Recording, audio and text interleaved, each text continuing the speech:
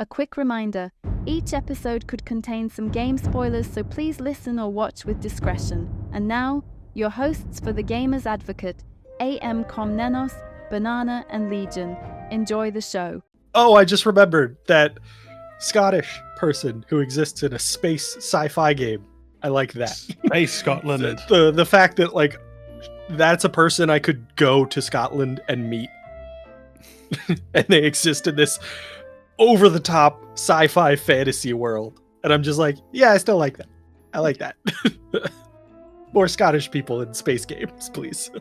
More Scottish representation. That is just as a tiny side note. My favorite thing about Elden Ring is you're obviously in this horrible world, but like sort of like 1 in 3 of the NPCs and everyone in Rani's quest line has very thick Welsh accents. So it's just like they've just put my cousins in it.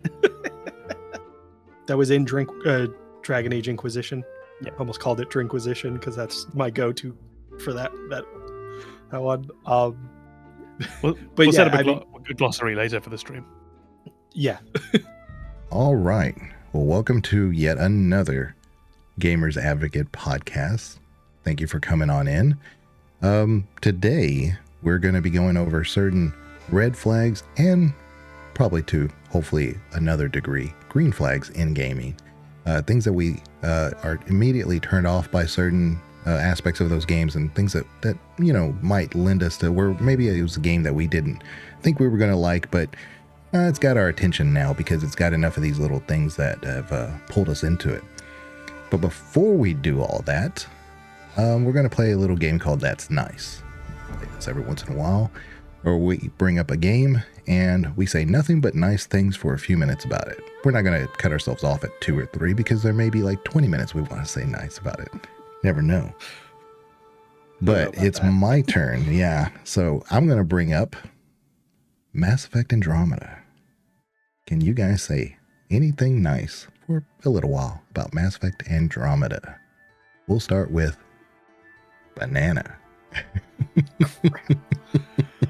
So I think, I mean, I'm going to struggle with this one because I think one of the only things I've said about Andromeda so far on this podcast is that I don't remember it very well. But I will say, I think there are things that would have stood out as problematic and been memorable in that game. I don't remember a ton of gameplay issues. I remember the combat being fairly similar to Mass Effect 3, Mass Effect 2. It worked. It was engaging. It wasn't memorable, but I mean, not everything has to be. So I will say that I don't think they took big risks there and then ended up having those backfire in overhauling the combat system, which is good because I don't know that any of us looked at Mass Effect 3 and said, this doesn't work. We need a new combat system. So I think they made the right decision in kind of bringing that forward. It did feel like a Mass Effect game.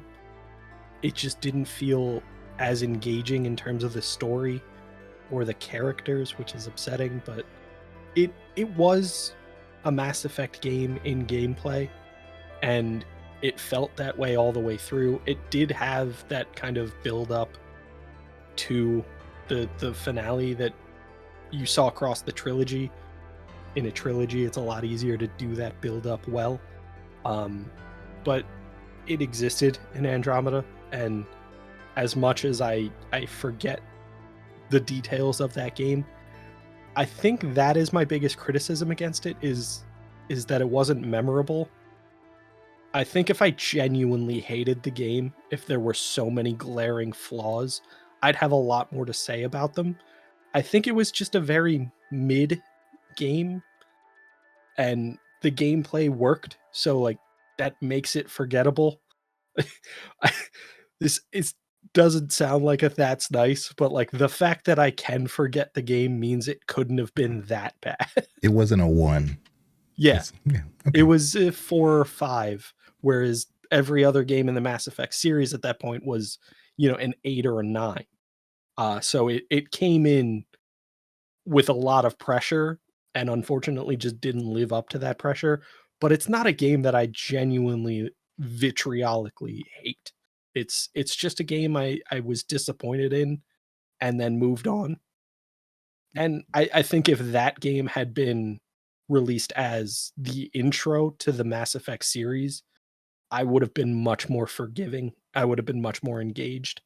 And then I would have been tremendously impressed with what they did with the trilogy. But because they had built up all of the goodwill with the trilogy, they established expectations. I feel like I was kind of destined to be a little harsher on Andromeda. Would you have liked it better if it was just called Andromeda and then we kind of put together that it was a Mass Effect game versus Mass Effect Andromeda? I feel like it would have been too heavy-handed to try and separate, to say that like, oh, it's just Andromeda, and then you play for 8 minutes and you meet Nasari and you're like, oh, it's a Mass Effect game. But yeah, I kind of get what you mean. I feel like there are games that just because of the title that appears on them get kind of a raw deal. We've talked about Legend of Zelda, and Zelda 2, Zelda 2 Link's Adventure. If that game had been released under a different title, I feel like it would have been far more successful. But it's because it's so different from the original Legend of Zelda, it doesn't feel right. But I think it's a genuinely great game. I feel like Andromeda is the counterpoint to that, where even if it didn't have the Mass Effect title on it, I'd know that it was a Mass Effect game, and I'd know that it was an inferior Mass Effect game. But an inferior Mass Effect game is not a shit game. It's not irredeemable. Whereas there are other games I've played that are genuinely terrible. Mass Effect Andromeda was just disappointing. I don't think that is as biting a criticism as I could leverage against many other games. While Banana was talking, I was writing down little things I liked about it, and I found quite a few, which I was really pleasantly surprised. And I even wrote at the end of my list, do I want to replay? ? No, I don't, because I have a very similar opinion to Banana. It ended up being a disappointment. And disappointment is one of those critical feelings you can have about a game that can really be the death knell. It's similar to frustration that we talked about before. A game can be hard, but if it's frustrating, that's worse. Things I liked. I thought the vehicle handled really well. Can't remember the name of it, but the vehicle that you used to drive around the planets, thought that handled really well. And it was great to see that they had managed to evolve from the days of the Mako and from the days of the Hammerhead to make something that just felt great. And combine that with how beautiful it was, that they really made beautiful worlds. And there were some occasional moments when it really stood out as a visual epic. And I'm thinking of the first time dropping in on one of the desert planets, and you can see in the distance that sort of like metallic worm from Dune just going through the sands in the distance, going in and out. Just that moment of thinking, oh, what's that? And then later realizing you couldn't do anything with it, and it was just a GIF, essentially. Which sums up Andromeda for me. So much it could have been that it just wasn't. But I can just do a couple last ones. I thought the squad mate banter was very good. So not the actual on the ship stuff, but when you were in the vehicles, when you're out and about. But it got cut off sometimes. I remember that being a thing. And you wouldn't hear the end. So they never quite found that balance. Again, so close to what it could have been, but disappointing. Then there was the combat, which I think we've generally mostly agreed, with some exceptions, mostly agreed that it was good combat. It was well done. It was a nice evolution of the Mass Effect formula.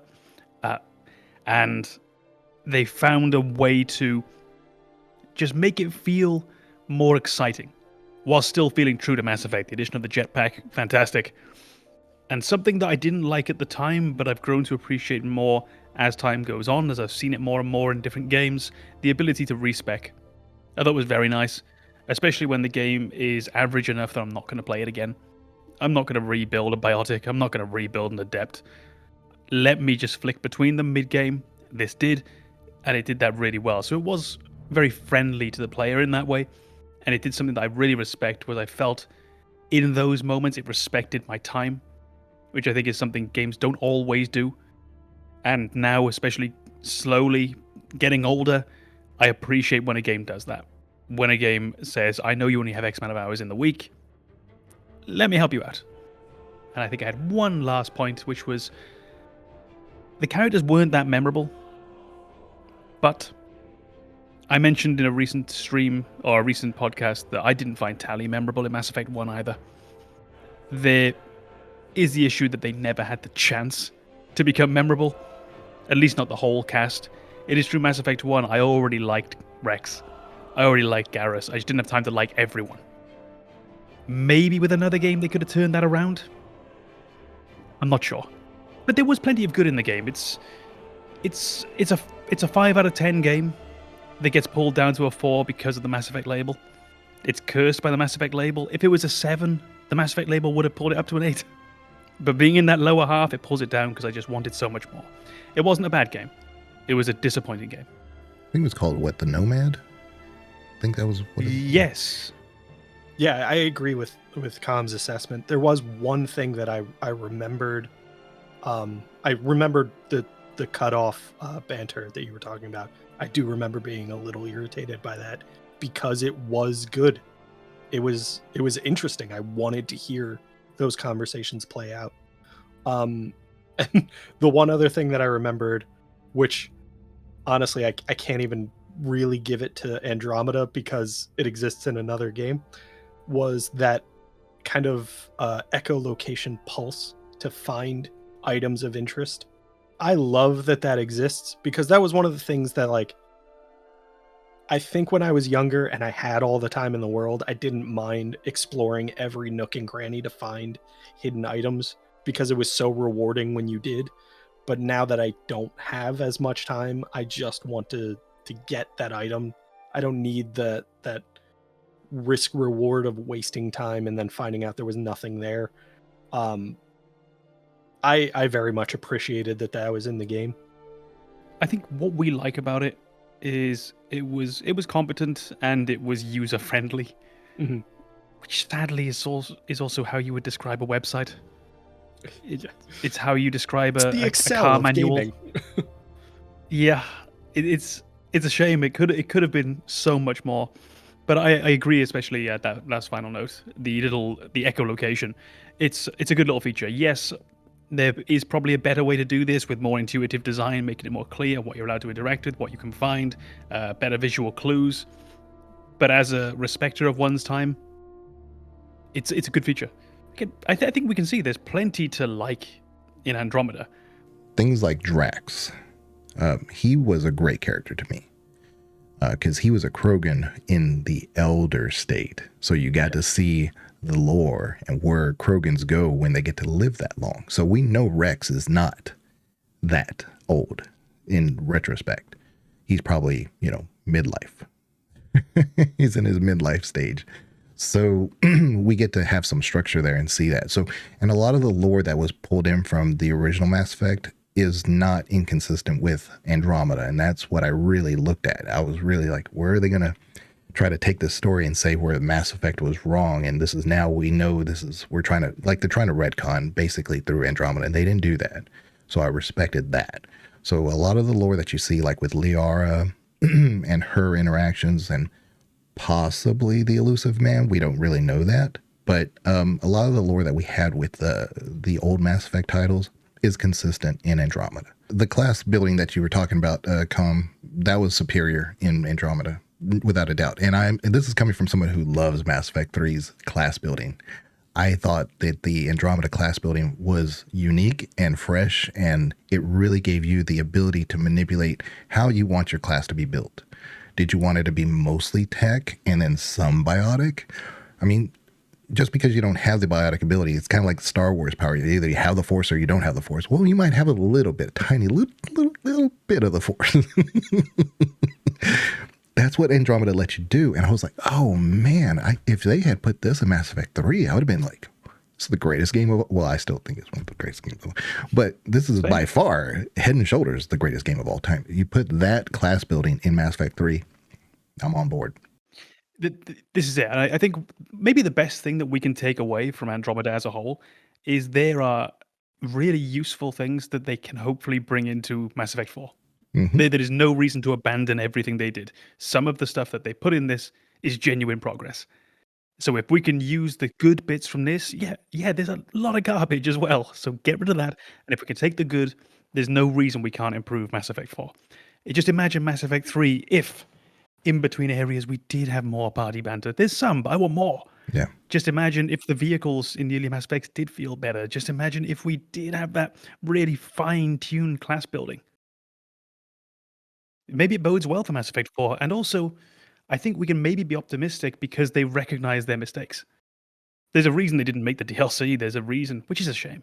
There is a reason that they abandoned the IP. They know people didn't like a lot of it. I just hope they learned the right lessons from like it. to think that Legion was a big part of the reason they didn't make the DLC.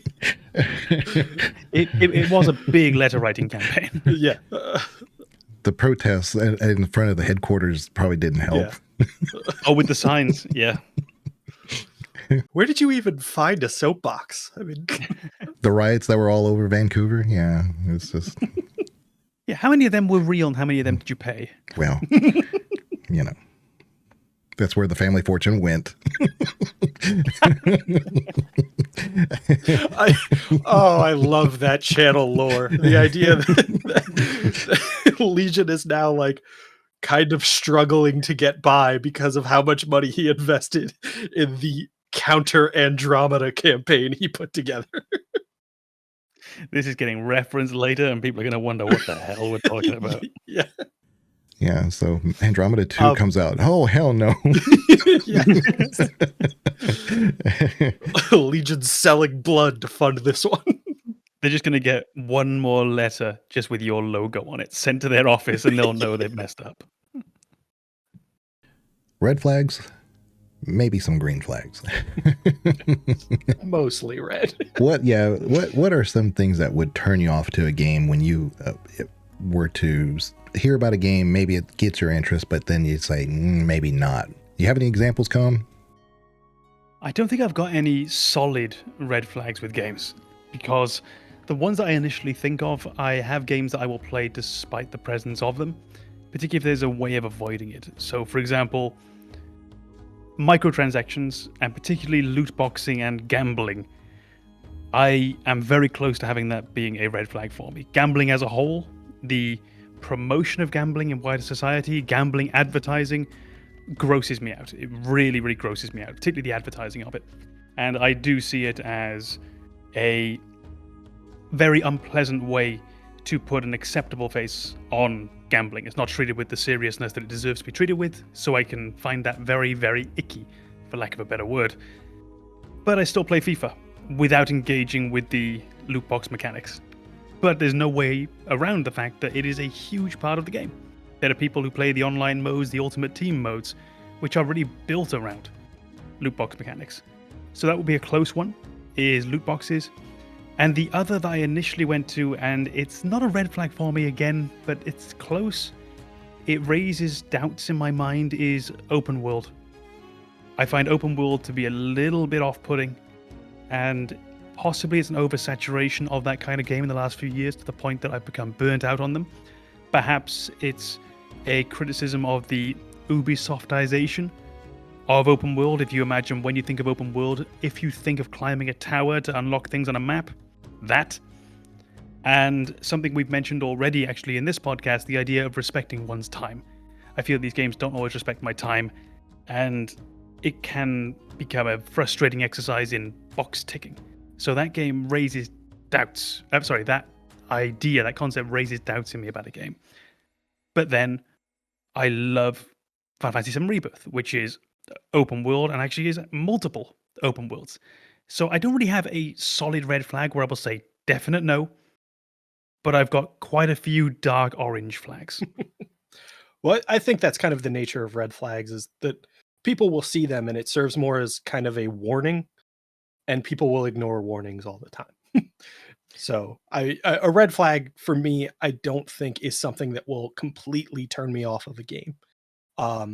It is something that I will immediately recognize as a game and given that my personality tends towards presenting game reviews very negatively, it's something that I will have to talk about when I bring up a game.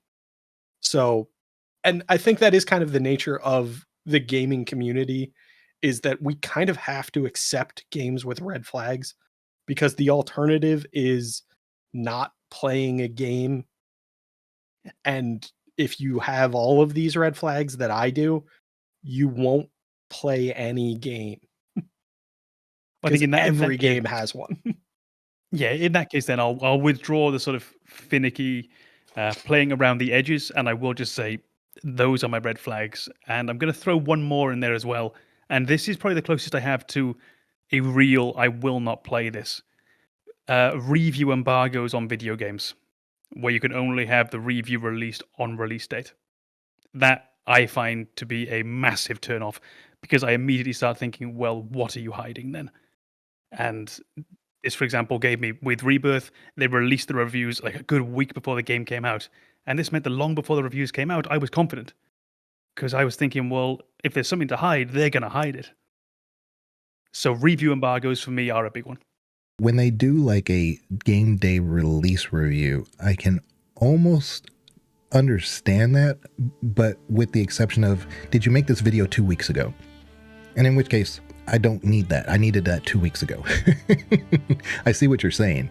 But at the same time, if they're actually doing a day one release, just because it's going to include spoilers, it's going to include some story elements that you need to know about to play the game, for instance, that would make more sense why it's a day one review, you know? I wouldn't give them that much credit. Oh, okay. If you want to do a spoiler review, do one as well. But if you're trying to offer me genuine purchase advice on what I should be feeling in advance of getting this game, I'm going to need that spoiler review. I was talking more about, and I'm not going to choose my words that carefully, but I'm also not going to be that insulting. I'm talking about genuine video game journalism. A lot of what you find on YouTube does not qualify as genuine video game journalism. I'm listening to the amount of supposedly high quality reviewing taking place on this platform, and we can probably include us in this at times, is the prose of a 14-year-old written with the critical faculties of a 13-year-old, spoken by a 20-year-old trapped in a 12-year-old's body. It's incredibly uninspiring, poor work. Not everything. There are exceptions. But I think there is a very clear difference between actual journalism.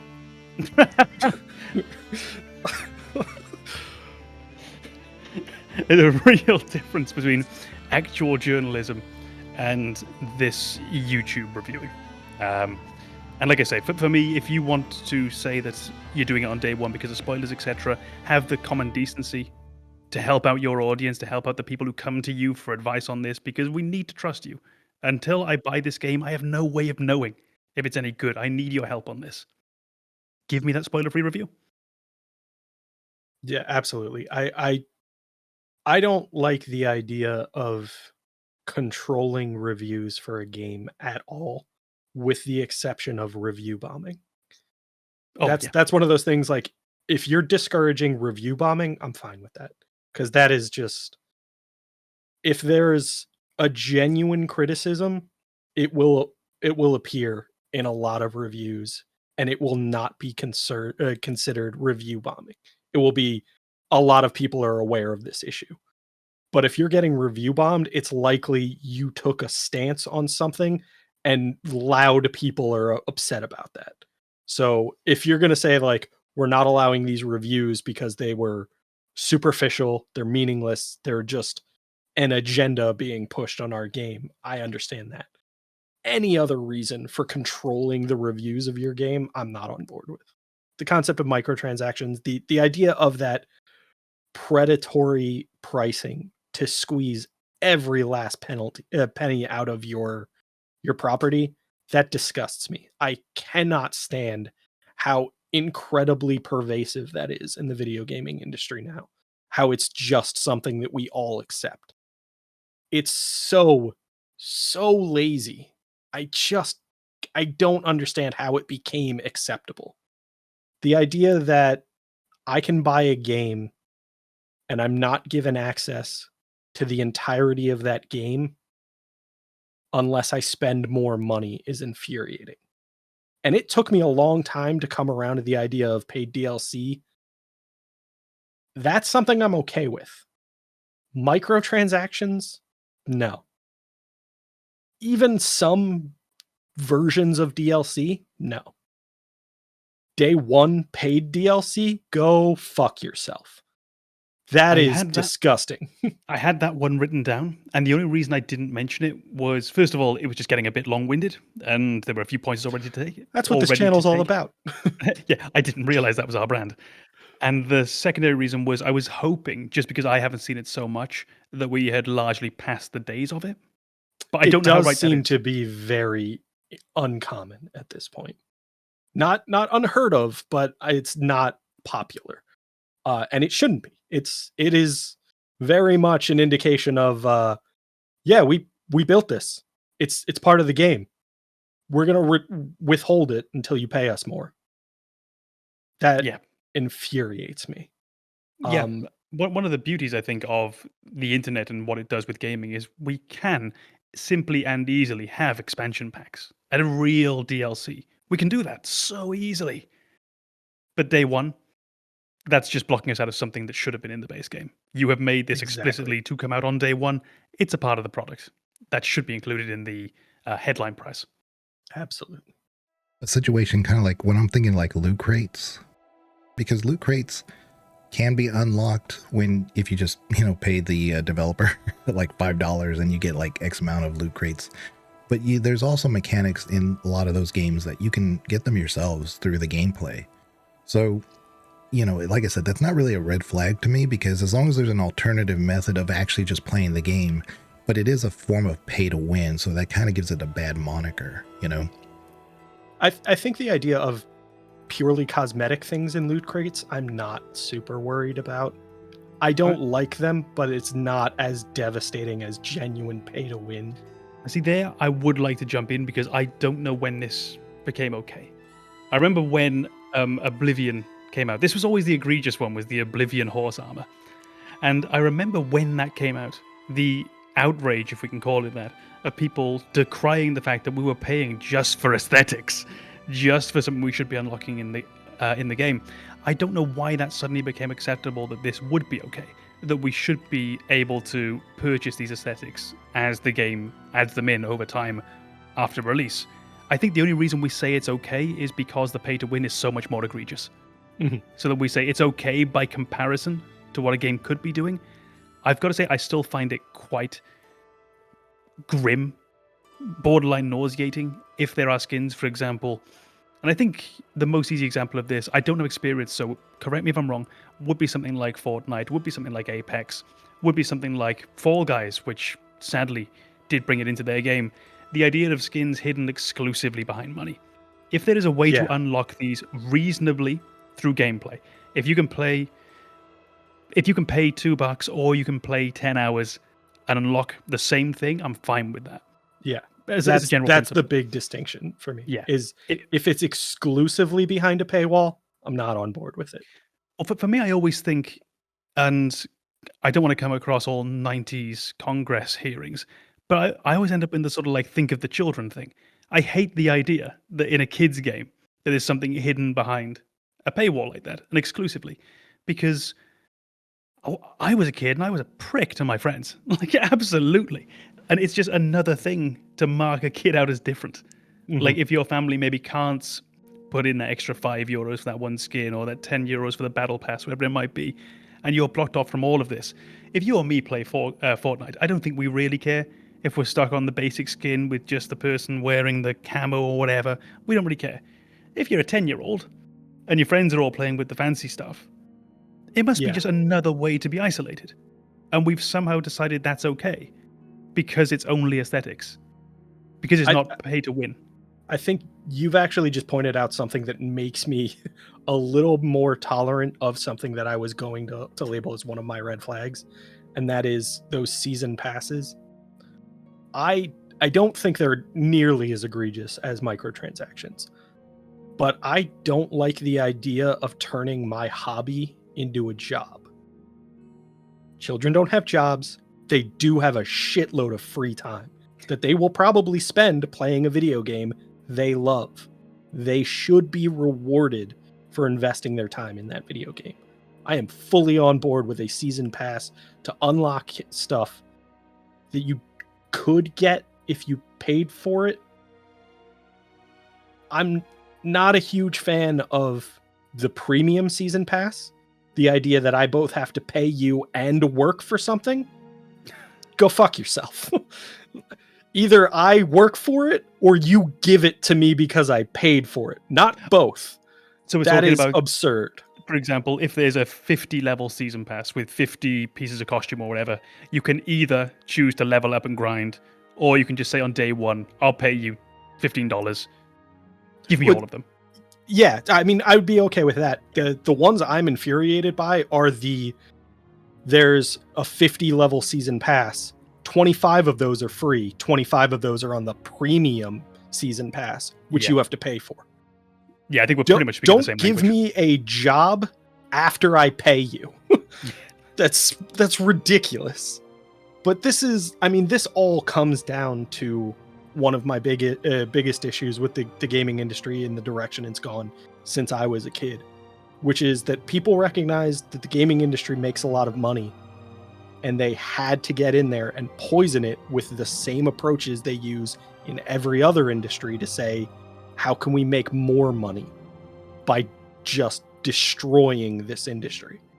When I was a kid, games had to be good in order for you to make money off of them. Now, games can make money by being frustrating. And you just throw microtransactions in to appease those frustrated people. I think we can put a small caveat on it, which is broadly agreeing with the point. It's just a caveat, really. The idea of the consistent revenue stream that a game... Oh, even that felt gross, saying that. The consistent revenue stream that it's going to be good for the shareholders. That idea, we did have it with the arcade machines. And then we got away from it. We recognized, or I like to think we did, at least gamers did. Maybe the companies didn't. But as gamers, we recognized that we wanted to pay that one time, take the experience home and get a good game. Whereas the arcade games were made to be artificially difficult. They were made to be a 25-cent quarter. Sorry, that's the one. They were made to be a quarter consuming machine that you would literally have to keep on playing. I mean, how many of those old arcade games were there where none of your friends ever finished one of them?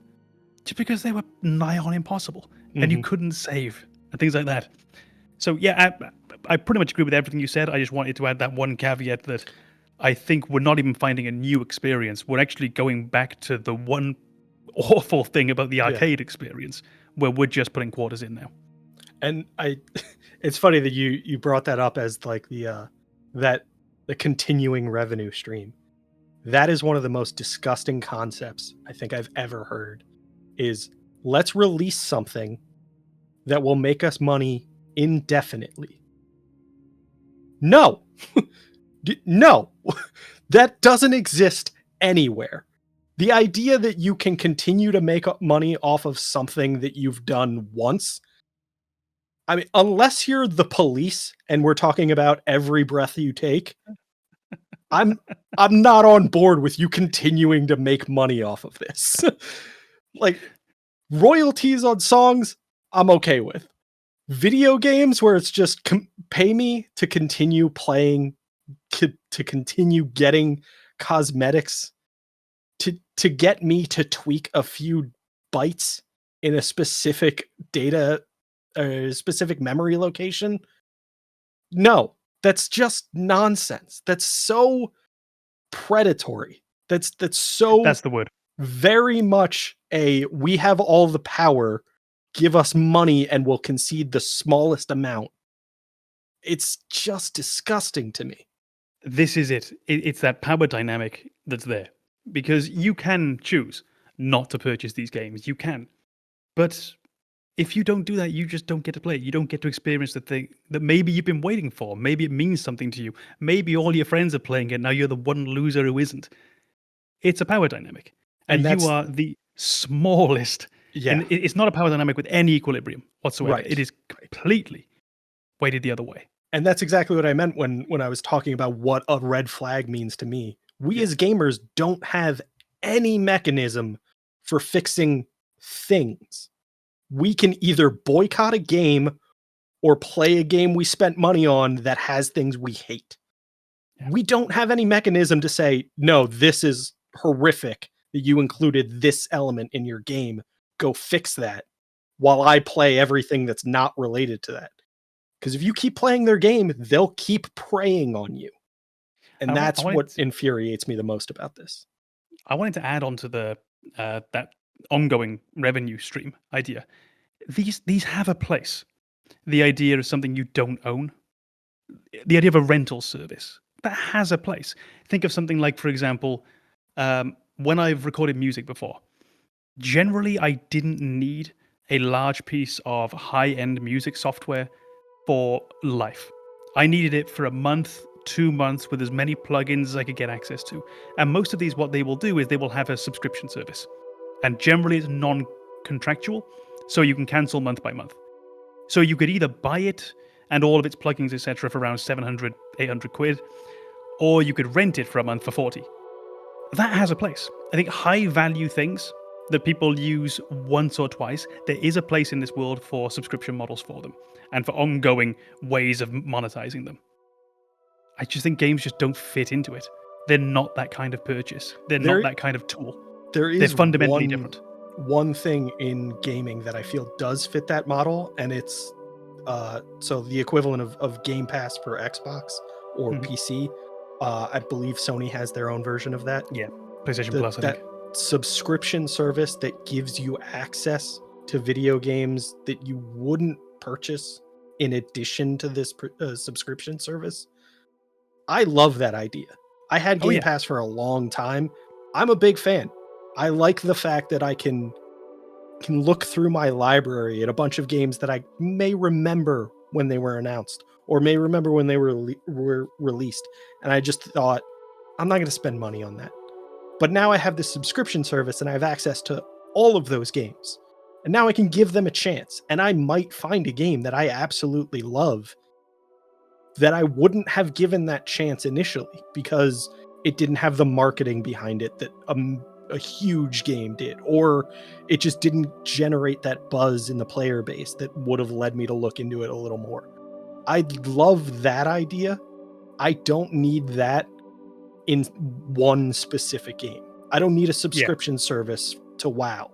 I don't need to continue paying a developer for a product they're just barely maintaining.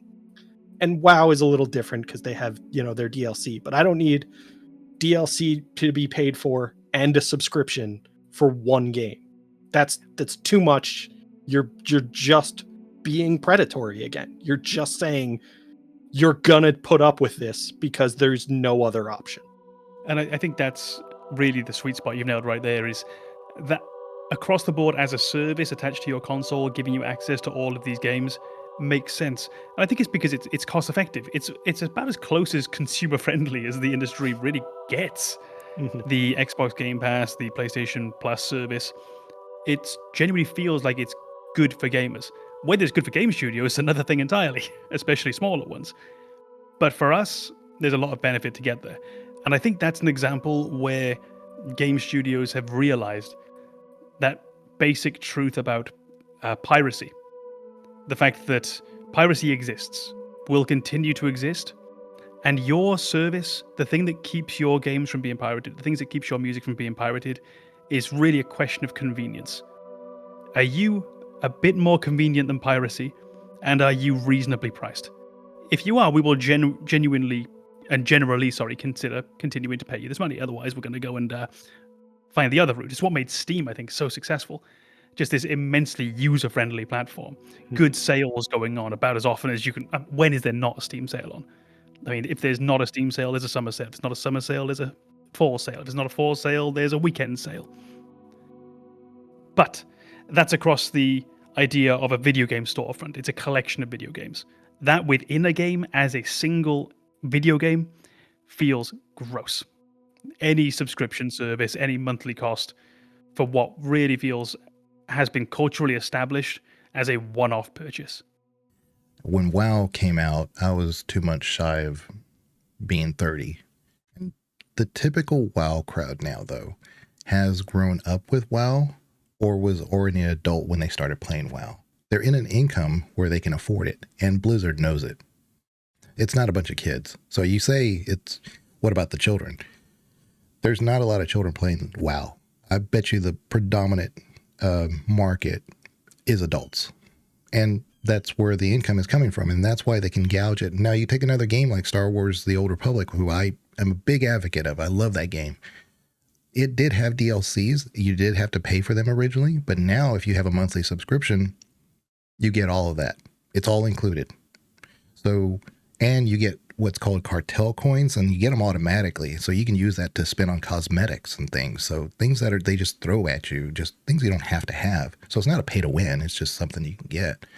But that's the difference between WoW and another game like that. So they're both MMOs. They just operate very differently. You're paying for a subscription, just the right to play WoW. And SWTOR is more or less, they're trying to get you to play it because they're including everything with that subscription too. But yeah, I do think you have a market that is playing those MMOs that is a little fundamentally different too. They're in an income bracket that can more or less afford it. Whether it's affordable or not is not the question. That's the devil's in the details because they're able to sell it and it's being bought.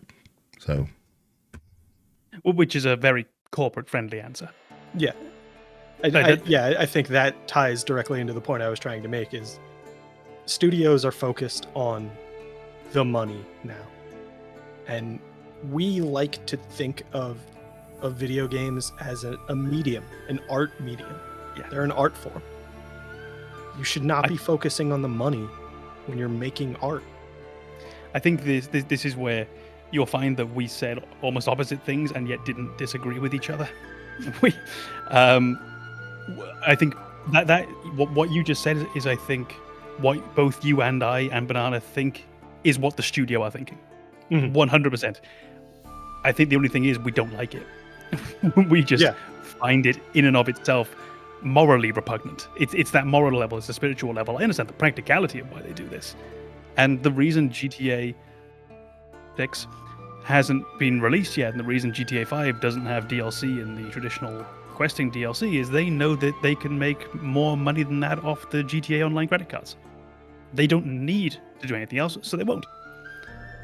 But I think you've actually pointed out one of the kind of major elements that make it so repugnant to me is that you said Blizzard is not making their game for children. They are targeting an audience that has the revenue to spend money on their game. And we keep talking about gaming as if it's an art form. And if you're excluding people who are poor, you're not making art. You're preying on people. You're saying those people have no value to us because we can't get paid. Yeah. That's disgusting. And it's a strange thing. I firmly believe that great art needs to be simultaneously inaccessible and entirely accessible. It needs to be inaccessible in that sense of you need to be telling me something interesting. It needs to be hard to understand. There needs to be something odd going on here, something progressive, something different. But in terms of just being able to go and watch it, just being able to go and play it, it needs to be accessible. And that's where I think then we get that hackles rising, the hairs on the back of the neck standing up, and that sort of the fight instinct is the idea that not that we're not making a game for kids, that's fine. It's that we're making a game for a specific sort of financial group. What would you call it? Is the AB1s or the I can't remember what the social strata are, but that. If you're saying your art is only appropriate for certain people in this tax bracket, you're an asshole. Like that's ridiculous. Can I just piggyback just on exactly that? What Banana just said, just imagine I just said that too. Because that was exactly what I want. I had a year annual pass for me and the family pass for the Museum of Natural Sciences. I had the one for the fine arts. I had the one for the zoo. And fortunately, they're all in that exact area. But oftentimes, what was kind of weird is that I would go on the days that they had a free day anyway. And that was always neat because there was more people there. So there's something there that you're hitting on as far as the art corresponding with society, the give and take. If you only take, you're going to get this a reputation. You're going to get this intangible thing that links you to bad.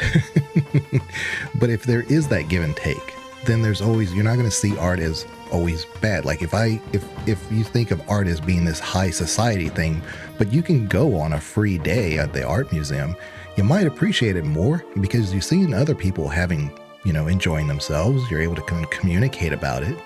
And so there's this mass appeal because of the association, the societal association here. You're excluding people, and that is kind of, I guess, where you're going with the whole red flag thing. It's a bigger picture thing. Well, the idea of art being hidden behind elitism is what grosses me out. And elitism on a social level, but also that financial level. So you could have that it's not deemed right for a certain class of people. You could have it that it's not made accessible because of financial reasons. For myself, I love poetry. I love poetry. I like memorizing poetry. I like reading new poetry. But as a kid, I didn't get the impression that poetry was made for people like me. That was a posh kids thing. That was a private school thing. And honestly, that's why I started liking it, because the pettiness rose up within me. If that's not supposed to be for me, then screw you. It's going to be for me. And I'm going to start liking that. And I feel it's one of the greatest things in my life that's ever happened, is becoming interested in poetry. Being petty. It's being petty. I am motivated by it, fueled by it, and everything good I've done has come from that. But my brain now, I feel, it's sort of like it's furnished with beautiful things. It's just this idea of it goes in and it just stays there. And those beautiful phrases that you once read, the beautiful couplets that you once read, the beautiful poems you once read, they're a part of you. And they're what makes being a human actually interesting, is having that. And I was just checking which museums, just on your note, are free where I live. And yeah, the Museum of Fine Arts, it's free. The Museum of Antiquities, it's free. The Ceramic Museum, it's free. They're not all, especially the small private collection museums, they're not. But if something is state-run, it's free. Not everyone's going to go there, but they can. And that's where that grossness for me would come from, is putting it behind a paywall to the point that people might not want to go there, but also people just can't. And that sucks. I think that is at its core the issue that I have with so much of this. And this is definitely going to sound like, bananas on the street corner passing out poorly Xerox communist manifestos again. But it's very much the fact that you have taken something that is inherently culturally valuable and associated it with commerce, to the point that there are people who are involved in this industry who see art solely for its financial value and not for its cultural value. And it is so pervasive in the video gaming industry that we've just come to accept certain things that are objectively awful practices. They're just things we acknowledge exist. They're things we have to tolerate because we're gamers. And it's so frustrating for me that it's this obvious. This injustice is so very apparent, to the point where we'll send this video out, and I'm sure people will listen to it, watch the video, listen to the podcast, and agree with us, and then go back to playing these games. I'm going to. And I'm not being flippant. I will. Yeah, no, I will as well. I will sit there and seethe about how commercial my favorite games are becoming. But there's nothing we can do. And that is the frustrating element of it. The fact that we can all kind of agree this is a problem, and yet feel like it's not a problem we can solve. And this is the thing, we're not taking it to any logical extremity of the ideology. For example, I'm fine that a game costs money. I'm fine with that. Yeah. I'm not saying that they should all be available instantly right now for me. I recognize that artists need to be paid, creators need to be paid. Absolutely. I'm not okay with the rest of it, and particularly the subscription service in the game. So it's not that we're ideologically opposed to the idea of money being in this. It's the way that it's done, and it's the point to which it's arrived, rather than the fundamental ideological relationship between money and art. Well, y'all have convinced me. I will no longer play these games. I will remember the scripture, calm 3:16 through spite, all things are possible. So. That is way better than I thought it was going to be. Yeah, I was no. Calm 3:16 through spite, all things are possible. I'm getting it. I feel like that's one of those brief gems that we'll come across in our podcast. That's where we get most poetic, is when we talk about our spiteful, petty, and just animosity towards the industry we've chosen to discuss. But that gives you an idea of how pure it is, because that's where this comes from. It's from that deep wellspring inside you, isn't it? You can't feel this outrage to something you don't care about. Right. You can only feel this right. outrage because you give a shit. That's it at its core. Every one of us is a Philadelphia sports fan, and we boo because we want to cheer. Oh no, that is the definition of Philadelphia sports fans. Philadelphia sports fans are angry all the time, no matter what, because they want to be happy, and our sports teams just won't let us. They threw batteries at Santa, so he shouldn't have been there. That story is exceptional because it highlights how much we wanted to cheer. Our team was playing so bad that there was nothing that could redeem it for us. Not even Santa. So we'll go over like a couple maybe green flags, things that like maybe might entice you back into the game that you would have ordinarily said, I don't really care for this game. I mean, for me, I would have said maybe Baldur's Gate 3, because they announced that there wouldn't be any microtransactions or anything like that, despite people even asking for them. I even asked, I said, I need something to give a different colored dice. Like, let me use my die. Maybe $1 will unlock a dice looking thing, and I can just use die or something too. Well, I feel like the mod community took over that. Right. They did an excellent job. But yeah, no, I agree. I think Baldur's Gate 3 was a perfect example of one of those games where they could have gone down this road of everything we've talked about, because it was received so well. People loved that game that they could have then leveraged that goodwill to sell a bunch of crap that didn't measure up to the original game, but they didn't. And that is one of those rare occurrences in the video gaming industry where you can see kind of this weird paragon of basic decency to say, oh, we're not going to be predatory, even though it would probably work out for us. Yeah, they've added so many additional endings to the game. I would say it's a DLC all to itself, and it's been free, 100% oh, free. Yeah.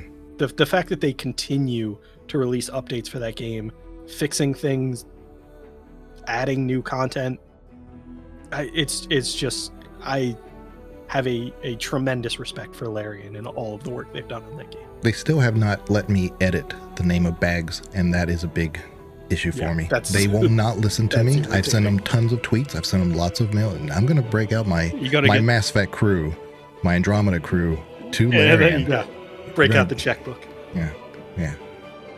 I was going to offer you just another name of a game, where you have the ongoing support, and it's just a much bigger studio, which might come with that sort of surprise.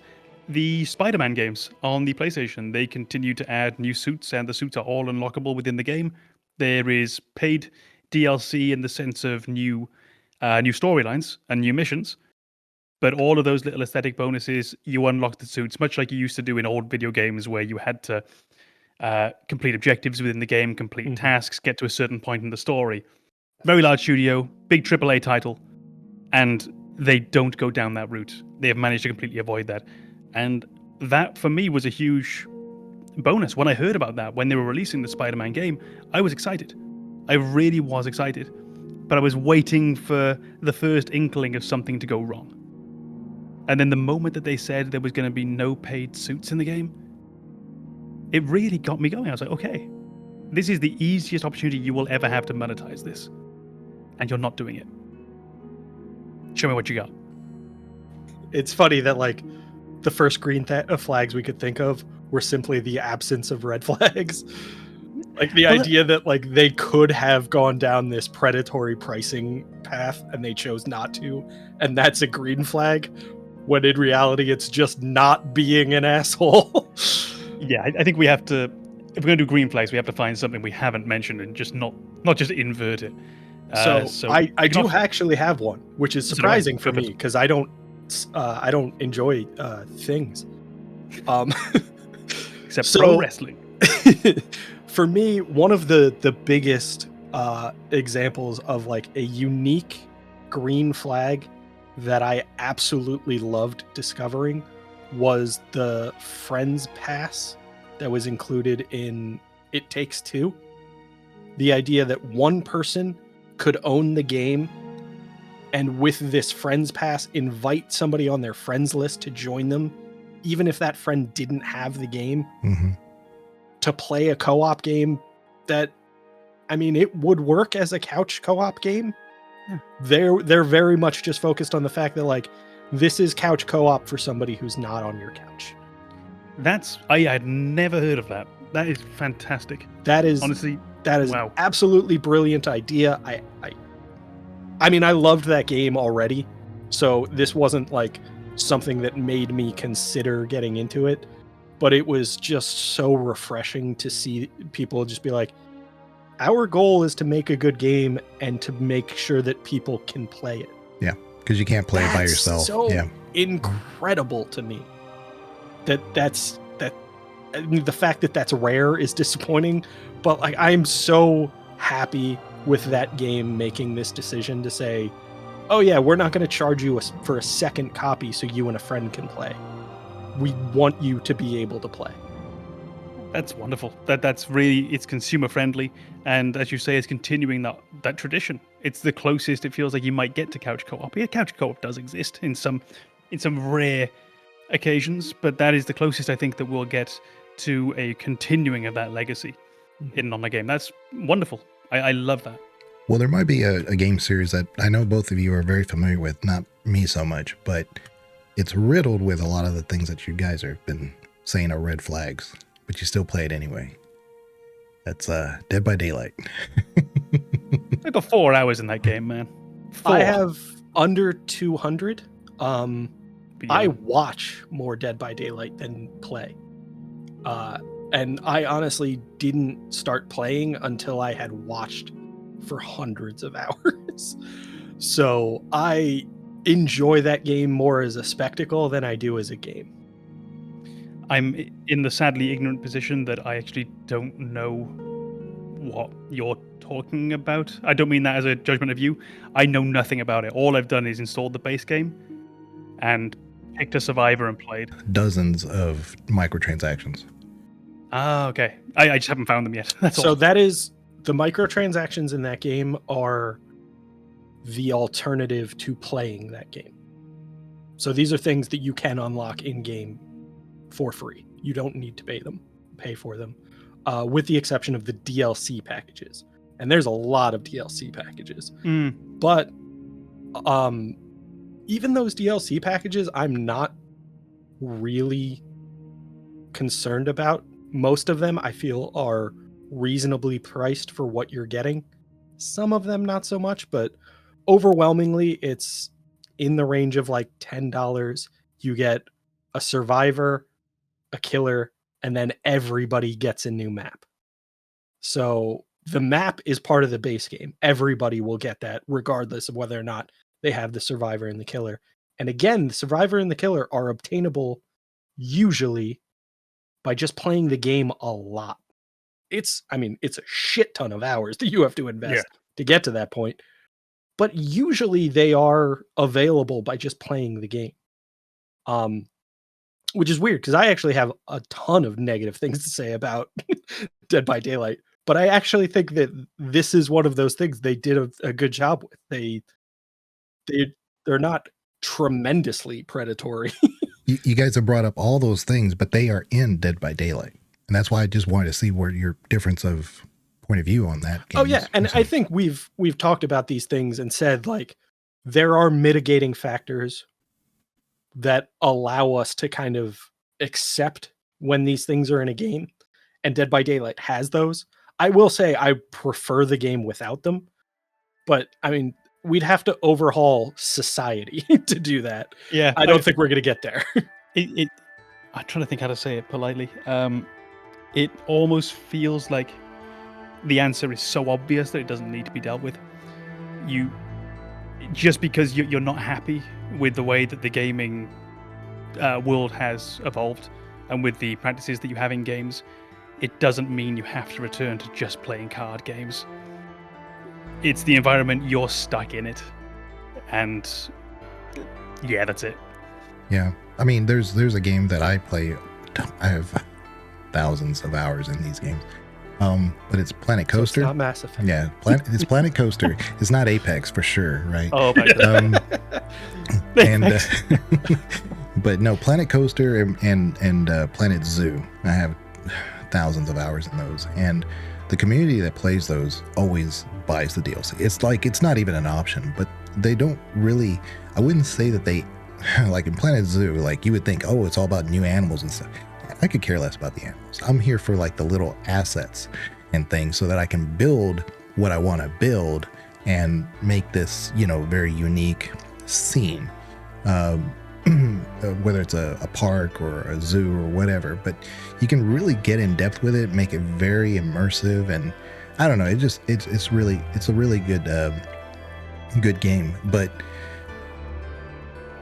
I mean, the community that plays that, it's almost like expected. Like if they come out with 10 DLCs, you're gonna buy 10 DLCs. They're just so good at what they do. I mean, with the Planet Coaster, they had like a Ghostbusters, a Munsters theme, a Back to the Future theme, and it's not that the theme itself is really what you're there for. It's like, oh, well, you get this car that would go over this thing, so it's doing when you're riding a roller coaster, you'll see this stunt go by or something like that. You can kind of integrate it into your scene, and yeah, I don't know. It's one of those that like it's full of DLCs, but I mean, the community loves it. So. It reminded me of another game, and then almost a question that you have to pose to yourself. So the other game it reminded me of was The Sims, which, of course, is almost the king of DLCs. Then it put me into mind of American Truck Simulator, where you have to keep purchasing state by state. I think you had the first 3, to begin with, which might have been Arizona, Nevada, maybe California. Could be wrong. But it was just this one corner of the USA. And then if you want to get the rest, you're going to need 47 DLCs, assuming they include Alaska and Hawaii. That's an enormous amount. And if we're doing all of a sudden, then we're getting overseas territories. Hawaii Truck Simulator. It's going to be, I kind of want that now. Hurry up, guys. Yeah. And then it put me onto that thought when you were describing Planet Coaster and Planet Zoo, that you said you want the DLC so that, you can build this the way you want. To me, that sounds like a pure aesthetic DLC that I think is borderline predatory, but for you it's not that. So you almost have to decide on a game by game basis, you yourself, what does this mean to me? Is this DLC justified? And for you, clearly completely justified, in the same way that I think people could look at me and say you really shouldn't be buying that Truck Simulator DLC, but I do. Yeah, well, a friend of the channel for all of us, I Banana included, Maffy, she's I have friends. Yeah, she's an artist. She's a game artist, and she's the same way with me. With Planet Zoo and Planet Coaster, we're like all into it, and that's what she does. She does graphic art for games, and she's down with the DLCs when it comes to those things. But just like I said, it hits all those boxes that are red flags, but sometimes it depends on the game. Yeah, you draw your own personal line. That's a very normal human thing to do. I don't want to just echo everything that Com said, but also I'm gonna do that. So I think with games like Planet Coaster, The Sims, Truck Simulator, it's really tough to figure out what a DLC should be, because with a lot of the other games that we play, the DLC is typically something you haven't experienced before. It's typically a new story, a new event, something that was not part of the base game. And with these categories, these games we're talking about, it feels like it's very much a cosmetic applied to the base game. it's not a new experience so much as it is just getting things to look the way you really wanted them originally. But I get it in those games because it's a ton of work. There are so many people working to generate that new content. It might not be a new experience, but it is a ton of effort to get an additional state in Truck Simulator, an additional collection of items to put in your house in The Sims, an additional theme for your amusement park. It's a ton of effort, and those people deserve to be compensated for that effort. It's just a very different version of DLC than you might see from something like Borderlands, where it's a new campaign, essentially, another smaller version of the game where you experience new stuff. Maybe you'll meet new characters. You'll definitely go to new places. It's a lot more obvious to me that the DLC is a separate package in a game like Borderlands, whereas in The Sims, Planet Coaster, Truck Simulator, it doesn't feel separate. It feels like something they would have loved to include in the original game. But when you take into account all of the work that needed to be done to deliver that, the original game price would be $1 billion. It's absurd to try and think of that, of everything they should have included, and then say, yeah, but it stays a $60 game. Yeah, and specifically because it's the one I know with Truck Simulator, for example, that's been out now for what, 5-6 years? American Truck Simulator. So you've got 5-6 years of overheads. You've got 5-6 years of paying staff. You've got 5-6 years of pension contributions. You've got 5-6 years of everything. And this is just what makes it, along with everything, just a kind of grubby topic to get your hands on as well. And I think you have to really you have to apply the smell test to every game that you come across. You have to look at each game in and of itself, and outside of some egregious examples, you have to decide, does this look like does this look predatory? Does this smell predatory? Because if it does, it probably is. But you have to go genre by genre, game by game for the ones that interest you, and then you make your personal decision on top of that. And there's nothing wrong, I might add, with you as a consumer. If you are someone who plays GTA 5 and you buy the in-game credit cards or whatever, there's nothing wrong with you doing that. You are playing within the rules that this company put down for you, and you're playing the game you want to play. Good for you. Our problem doesn't lie with the player. It's with the industry setting that practice for you. It's the environment that's being built. Absolutely. And I think that is why I've kind of highlighted this conversation as red flags and green flags. Because the reality is people choose red flags all the time. I mean, look at anyone's dating history.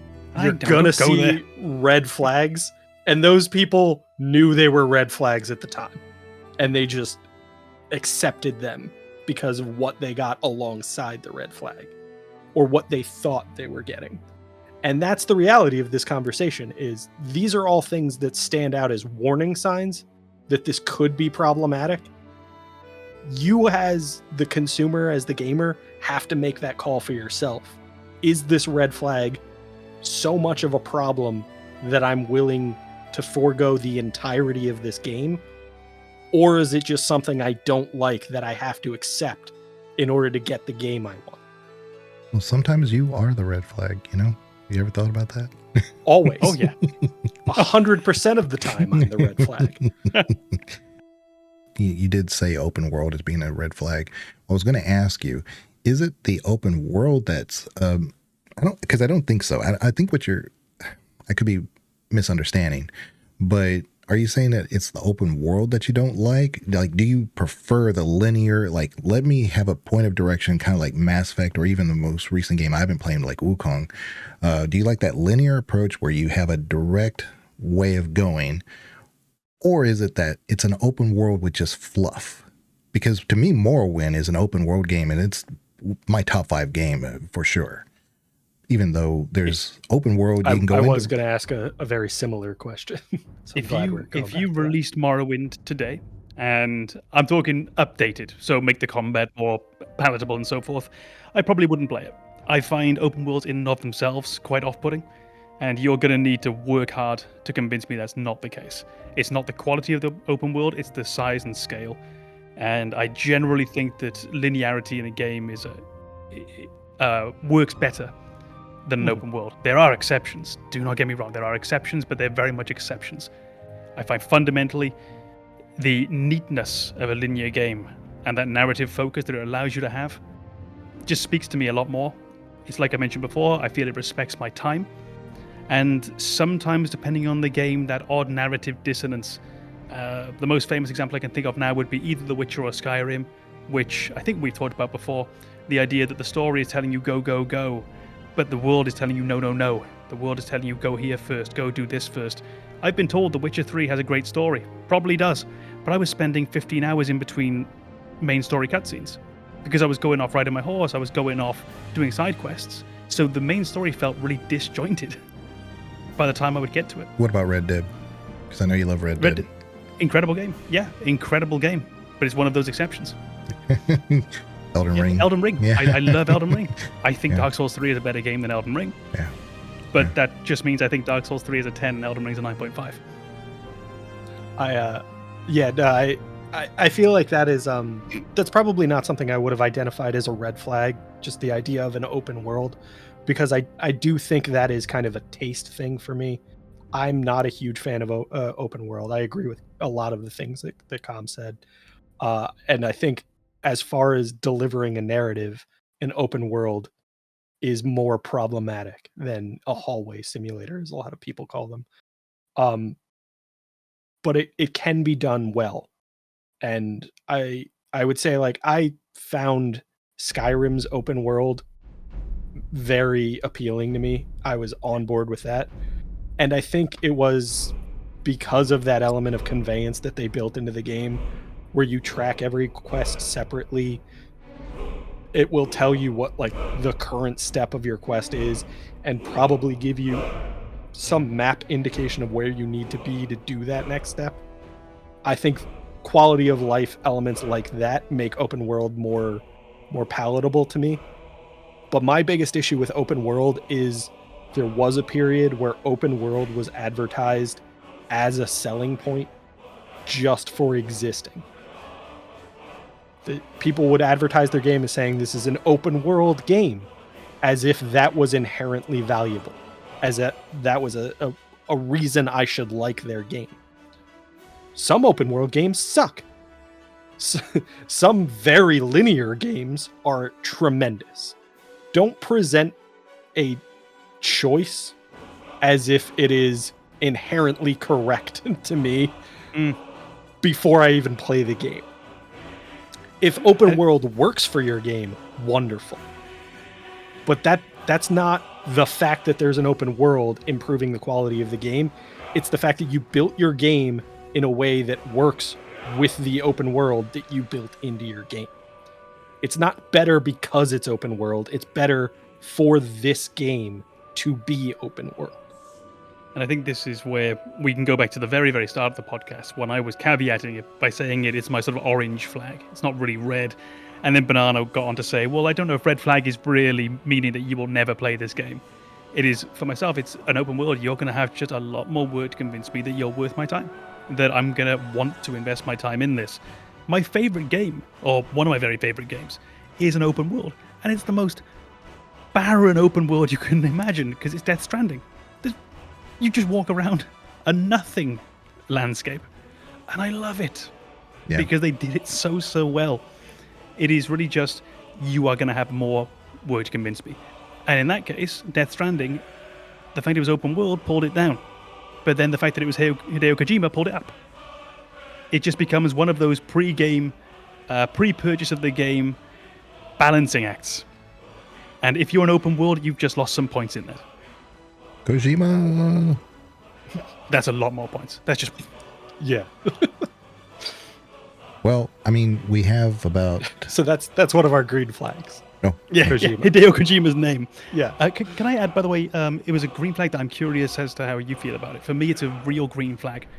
If a game and a developer allows you direct, immediate access to their modding tools. So if a game is genuinely moddable, does that make a difference for you? I could care less. it's not something that will be a deciding factor.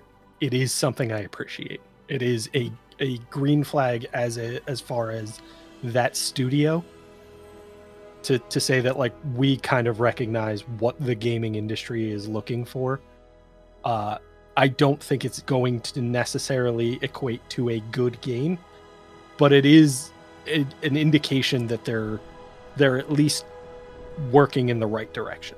They may not have executed it as well as you might hope, but they are not trying to withhold things from people. For me, it's always quality of life. If I don't put something as a mod unless it's a quality of life feature, like if I need fonts bigger for when I'm reading subtitles, that to me is a quality of life. In Skyrim, I have bigger trees because I just like bigger trees. That's my thing. And when Baldur's Gate, for instance, had their honor mode, very next day, day one, modders made gold dice. So you don't have to actually go through honor mode. You just upload the mod. I'm not a mod person at its core. I like to play the game as intended. And if I do a mod, it's for quality of life only. So I don't care about the creation kits and stuff like that, but it's nice. I actually was super excited to see that Baldur's Gate 3 just added the in-game mod manager. Mm-hmm. Yeah, just recently. I thought that was a great update. I think this is honestly just to pick something that I mentioned, because I think for this it'll actually be quite useful. If you imagine those sort of cosmic scales of whether you're going to play a game, just because a game has modding tools isn't going to make me play it. Right. But if there's a lot weighing in favor of it, and then I find out it's got modding tools as well, it'll just be an extra, oh, that's nice. And that's exactly it. It's an indication that is likely this studio has the right idea about their game. Yeah. Maybe they're thinking of might games. Not be correct. Yeah, but it seems probable that they're actually trying to make a game I want to play. Yeah, but think about it, seems correct. Mass Effect Andromeda, when it came out, there was no day one DLC, I think. They didn't have a review embargo. They released their reviews a week before the game came out. It was a well-respected publisher. It was a great title. They released trailers. They released video game footage. They did basically everything right in terms of green flags before the game came out. Then it didn't work. And then it disappointed. It didn't work. Yeah. It was horrible. Yeah, having Mass Effect on the game case was a green flag. Yeah, exactly. And you can have all the green flags in the world and it can still be bad. You can have all the red flags before it. I think this is probably less likely. And it could still be good. These are just indicators. They're just pushing you one direction or another. There is one game that I wanted to mention in this discussion just because, I mean, I feel like we've talked about the green flags that this game represents for me and how it avoids a lot of the red flags. Not all of them. Sea of Thieves. So I bought Sea of Thieves, or I don't know if I got it day one. I know I got it very shortly after release. It might have been day one. And I remember playing with my friends and thinking this game is meh. And then coming back to that game a year later, they were still putting out new updates for it. They were adding content. They were fixing things. None of that was paid. I didn't have to give them anything more than the original game price. And that has never changed. That game has been live for like 8 years. I have no idea when it was released. That could be way off, but it feels like forever. On the same note, has No Man's Sky ever asked for additional money after the initial purchase? Because that's had a massive ongoing development. They might have had actual DLC, I don't know, but I can say PowerWash also is in similar vein to, we had discussed that. I thought we had covered it because me and Banana were talking about it before. But PowerWash has had DLCs, but with every DLC, they give away free content. And then they also have free content in between their DLCs. Just the money, the base product alone, you're getting like $40 worth of game in a $20 package. I would say that I don't think PowerWash has red flags for me. I don't think the DLC they released is a red flag. There's no season pass. There's no microtransactions. I don't think PowerWash has red flags for me. I think the fact that there is free DLC that is occasionally released, that's a big green flag.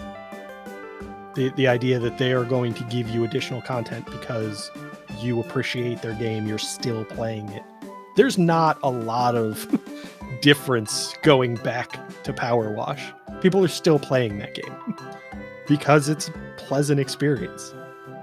And the fact that they occasionally give you new stuff to wash just for continuing to play the game is wonderful.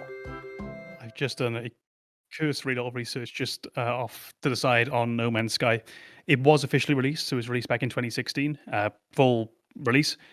It is ongoing development. They have never charged for a paid DLC. The statements from the company have been, we've already made enough money from this as it is, so it's a passion project now. But they do have an accompanying physical merch store that they use as well for making money for the company. So there's no paid DLC and no subscription. I think they're looking at the bigger picture because they do have that MMO that's coming out, and I think it's in the same vein of No Man's Sky. So I think they want to keep everybody happy to kind of go into that next stage that they're going to be eventually transitioning. Mm-hmm. If they're doing the right thing for all the wrong reasons, I'm all right with it. I did look up the release date for Sea of Thieves, and it was 2018, so 6 wasn't too far off. It does feel like it's been around forever. Not in a negative sense. It just feels like it's an ever-present now. So, red flags, green flags, we have them. That's the point. And it just really is almost game-to-game basis. But they're not things that say, don't do this or do that. It's more or less things that we look at and say, no, okay, that's not going to appeal to me initially. It's going to have to prove to me whether it's something I want to either continue playing or play at all. So yeah, I think that's the point that needs to be made, is that none of our red flags are inherently insurmountable. Some of them are going to take a tremendous amount of work. If I genuinely believe that your development company is predatory, I'm really going to need a lot from you to convince me otherwise. But it's not completely insurmountable. I'm with Banana. Some of these are about as close to insurmountable as you can be, but they always just remain guidelines. None of these so far have been a hard and fast rule, despite some of them getting pretty damn close. And some of them are very, very light red flags. Mm-hmm. Well, okay. Well, then we'll kind of conclude it right there. No doubt, like many of our topics, we'll probably come around to these because I know we love hating on stuff. But in the comments, tell us a game that you like so that we can comment about how Banana hates it. But yeah. Tell me your favorite game and I'll tell you why you're wrong. So if you're not already subscribed to the YouTube, go ahead and hit that subscribe button and the alert so that you get notifications. We are on Spotify, Apple, and Amazon Music. Yeah. And give those a listen if you can.